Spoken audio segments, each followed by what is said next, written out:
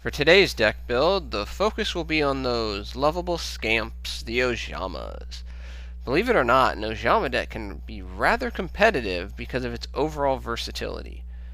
The general effects of some of the more important Ojama cards support swarming, as well as summoning high attack and or quality effect monsters. The one major criticism most would have of an Ojama deck is that it's too slow to compete against decks in the current meta. I disagree with this assessment, but I do understand its origins. Obviously, looking at the direct Ojama cards and their support is the best place to start when making this deck. There is nothing immediately special about the original three, as they're simply normal level 2 beast light monsters, but they are actually important to this deck due to the other existing support. So 2 copies of green, black, and yellow is appropriate, as 1 is too few and 3 is definitely too many and can get cloggy very quickly. The 2 effect Ojamas, blue and red, complement the competitiveness of this deck very well, where red facilitates swarming, and blue is the major searcher and incidentally is one of the best archetype-specific searchers in the game, allowing you to search 2 Ojama cards, not just monsters, which provides critical deck versatility. Let's put it this way. If blue just searched monsters, Ojamas would still probably be close to the bottom of the barrel. Ojama Country is an important card, not only because of its attack switch effect, which makes it possible for Ojamas to actually kill things by themselves, but also due to its discard special summon effect in consort with Ojamagic. The additional advantage of the special summon effect on Country is that it makes level 2 XZ plays rather easy. For a single monster exists in the graveyard, you can discard an Ojama from your hand, and then target that same discarded card, if desired, for the special summon effect. Basically, Country just pretty much gives you a free special summons every turn, allowing you to save your normal summons to play a second level 2 on the field to make your XZ summon. Also, due to the searching effect of blue, there's no need to run a field card searcher like Terraforming or Pathfinder. Ojamagic is clearly the table setter for Ojama's red swarming effect, as well as a very effective deck thinner, because realistically outside of the opening hand, you don't want to draw into a black, green, or yellow. However, without the presence of Ojama Country, Ojamagic is rather a dead card on the field, because it might work dual 1, but the second your opponent knows what you're playing, setting it on the field and hoping your opponent nukes it with a blind MST or something it's rather unlikely. So based on this lack of utility and due to the searching effect of blue, I like to run only 1 Ojamagic, and the final Ojama card that I like to run, Ojama Delta Hurricane, 1 copy. It actually works fairly well with this deck, again, because blue and red are just such great support cards for this deck. While Ojama Blue is a powerful searcher, it is insufficient on its own.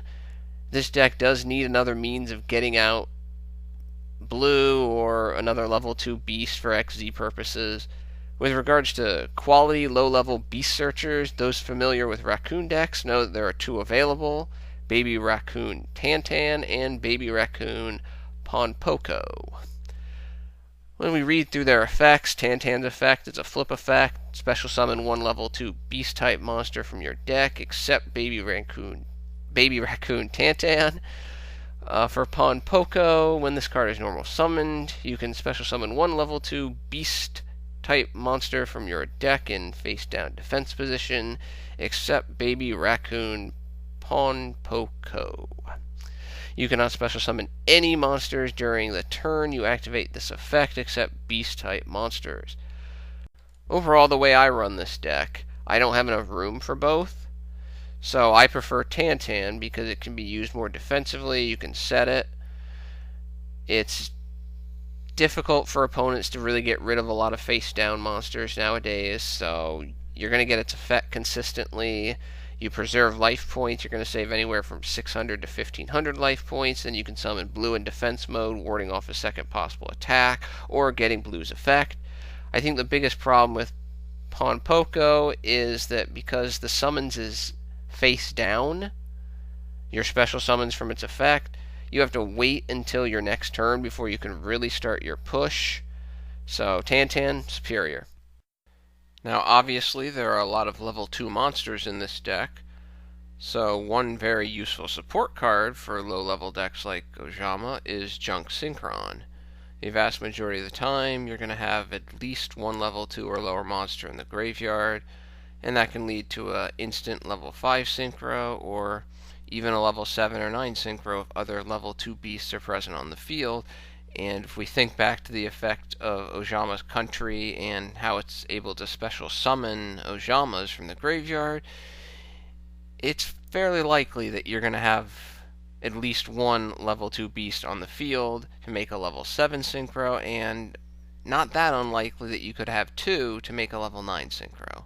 In addition, Junk is dark, thus it opens the door for the use of Black Luster Soldier due to all of the Ojama monsters being light.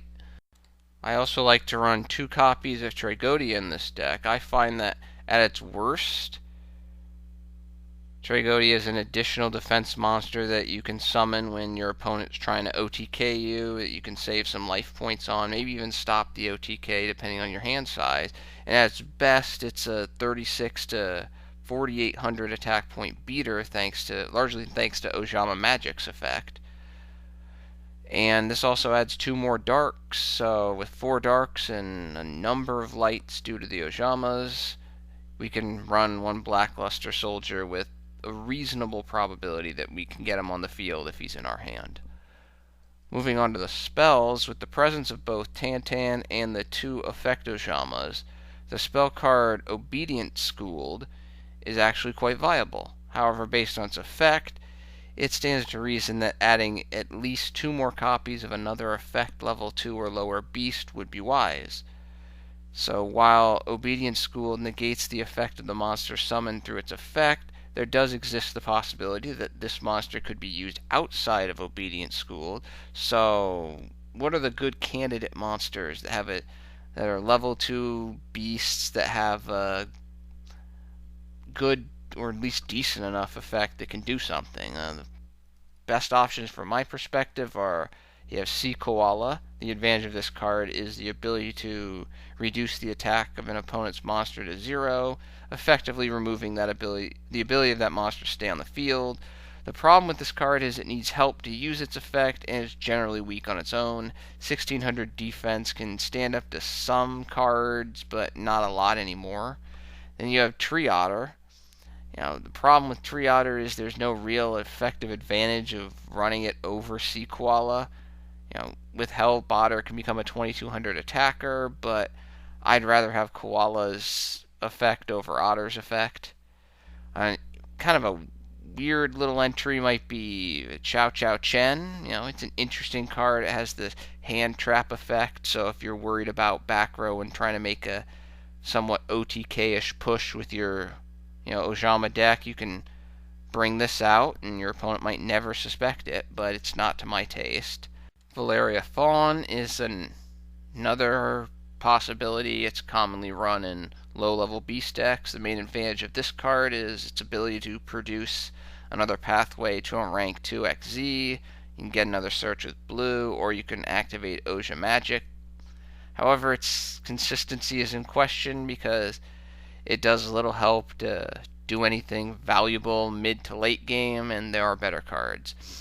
For instance, another better card, Wind-up Kitten. This is my choice because, let's be honest, one should never underestimate the ability to bounce your opponent's monsters.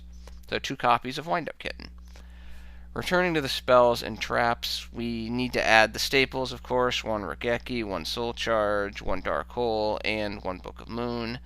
Based on the swarming capacity of this deck, I do like to include 1 United We Stand, especially because it can really produce problems for the opponent when it's attached to a number of 64 Ronin, as the token will then typically equal the equipped Ronin's attack, giving you 2 3,000 plus hitters.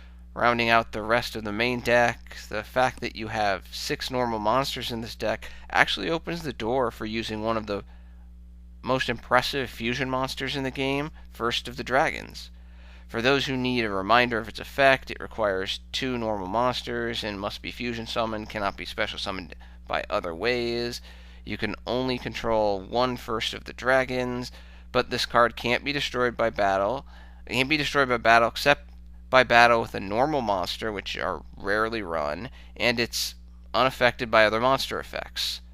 And I've said in previous videos, the tenor of the environment now is monster effects trump spell and trap card effects. So therefore I like to include 1 Polymerization and 1 Dragon's Mirror to cover summoning First of the Dragons, both from the hand or the field or from the graveyard. Polymerization, I like to use that over Fusion Substitute because the ability to use material from your hand really goes a long way versus that, draw. Finally, because this deck, like so many, is dependent on special summoning, the ability to remove obstacles to restrict my special summoning from play is important, so 2 Mystical Space Typhoons. 39 cards down, 1 card to go. This card is basically a freebie in my opinion based on your particular play environment. I prefer Torrential Tribute because mass destruction is almost always a good thing, especially when utilized during your opponent's turn. However, others may prefer Bottomless Trap Hole or Solemn Warning. Moving on to the extra deck, the cards that should not be surprising due to all of the available options in the main deck are the rank 2s. I run 3 number 64 Ronins. This is obviously your key card. He's the major hitter. He's going to provide a lot of field control. I run 2 copies of Sky Cavalry. I think this is the best generic rank 2, because a bounce is always good. Can't be destroyed as a result of battle. And I run 2 copies of Gachi, increased attack, which helps those Ronin tokens, and field presence. The synchros should probably not be that surprising, because they revolve around Junk Synchron. I run 1 Samsara, Dragon of Rebirth. I think this is a highly underrated synchro with 2600 defense wall, and a special summon ability that's basically a monster reborn. 1 copy of Frozen Fitzgerald. Sometimes Armades' 2300 attack is just not sufficient, and Fitzgerald's extra 200 can go a long way. The Ancient Gear effect is also a nice side benefit to make sure your attack goes through. Of course, since I mentioned Armades, I do run 1 copy of Armades. Fitzgerald can't prevent the activation of monster effects, so that's where Armades gets the thumbs up. 1 Black Rose Dragon, for obvious reasons. Sometimes the duel is just not going your way and you need a board wipe. I run 1 copy of Yazi. He's another kind of underrated synchro in my mind. He shrugs off targeting effects and plows through about 90% of the monsters. And I run 1 copy of Michael, who's one of the best synchros in the game. He banishes opponent's monsters at that pathetic 1,000 life point cost, and his mill is, doesn't really hurt the deck very much. Finally, the extra deck is rounded out by, obviously the 2 copies of First of the Dragons. So there it is. This is my Ojama deck. I think this deck is competitive against all decks, even the Tier 1. I'm sure some people scoff at that, but I think one of the reasons that Ojama decks in general have gotten a bad rap is because a number of people simply remember the original Ojamas as kind of garbage comic monsters and do not fully realize how good their newer support has become and made the deck actually in and of itself. Second, I think the Ojama deck has kind of gained the reputation as a form of kind of just inconsistent OTK-esque deck, which probably turns off a lot of players. And I don't find that this deck, while it can OTK, it's not reliant on OTKing to win. So if you're bored with the current meta, I would recommend playing this deck, getting good with it, and then enjoying beating a large number of Tier 1.5, Tier 2 decks with it. Well, that about does it. Thank you for your attention and your time. I'm out.